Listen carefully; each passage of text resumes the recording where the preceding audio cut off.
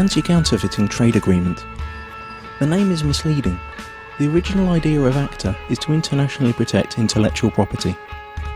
It's supposed to help prevent product and trademark counterfeiting, like fake copies of expensive goods, misusing trademarks, like using a well-known car brand on tampons, for example making General Motors tampons.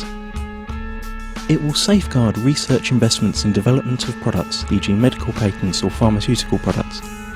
It's also supposed to support artists and journalists and allow them to produce higher quality work and internationally harmonise copyright laws. Sounds great, doesn't it? But there's a twist. The Oxford English Dictionary defines a counterfeit as, quote, a fraudulent imitation of something else. But when a file is copied on the internet, it is exactly the same as the original, not an imitation, and it is not stolen since the original is not removed. The information is simply being shared free of charge, so counterfeiting has nothing to do with it. Let us explain.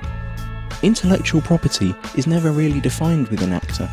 It could mean trademarks, or it could mean any idea or information which later could be copyrighted, restricted and criminalised. This will have a tremendous effect on the internet as we know it.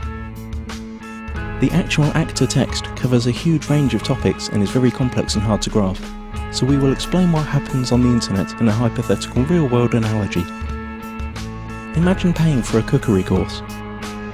During this course you learn how to cook some really tasty fried chicken. Then you return home and teach the recipe to your wife. But here's the catch. According to ACTA, you are now both criminals since you shared that information for free when only you had paid to learn it. The ACTA regulations are clear. When you're suspected of sharing copyrighted information, depending on the country you live in, then your access to any kind of courses will be blocked, you will be fined or sent directly to prison. But surely no one would find out that you'd shared the knowledge of the secret fried chicken in private at home. And you're right. Under current law, no one would. But ACTA deals with this through excessive surveillance. All your communication will be monitored, and not only yours. Your family, your friends will all be observed, just in case. But you don't need privacy, civil rights or liberties, because you have nothing to hide, do you? Now that you know the principle, let's see how it will be applied on the internet when ACTA comes into effect. You can imagine your internet connection like a conveyor belt running in two directions. Along the conveyor belt, packets of data are coming in and going out of your computer.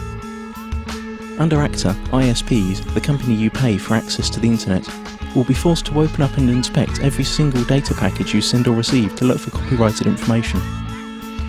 Send or receive copyrighted info several times and you could be disconnected from the internet or face criminal charges.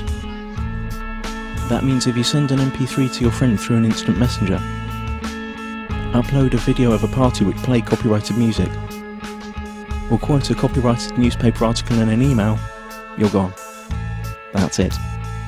As if that wasn't enough, the information about the news article you sent via email will be sent to the publisher, and based on their claims you could be fined or sent to prison. ISPs will also be required to constantly check that no copyrighted material or links to copyrighted material are found anywhere on their servers. This will be fatal for sites that hold any kind of user-generated content, like music, pictures or video. How could YouTube or Twitter work under a law like that? So the internet as we know it is on the brink of destruction. But at least you'd think that the money from all these lawsuits would benefit creative people.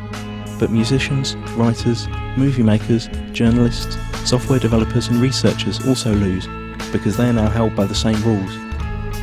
Protected ideas now can't be reused, refined or developed any further.